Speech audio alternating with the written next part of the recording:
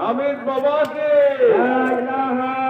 হামিদ বাবাকে, নারে তাকবীর, নারে তাকবীর, নারে রিসালাত, নারে রিসালাত। চাদরখানায় আপনারা হাত দিয়ে বলেন, আপনারা যে মনের মুকসুদ আছে আপনারা বলেন, ইনশাল্লাহ পূর্ণ হয়ে যাবে, ইনশাল্লাহ পূরণ হয়ে যাবে। সবাই বলেন একবার আমিন। আমাদের মনের যে মুকসুদ আছে, এখন আমাদের পবিত্র চাদর পরিধান কার্যসূচি আমাদের বাবার মূল মাজারে প্রবেশ করা হচ্ছে। আমাদের চাদর নিয়ে বাবার মূল মাজারে প্রবেশ করা হচ্ছে। যে যেখানে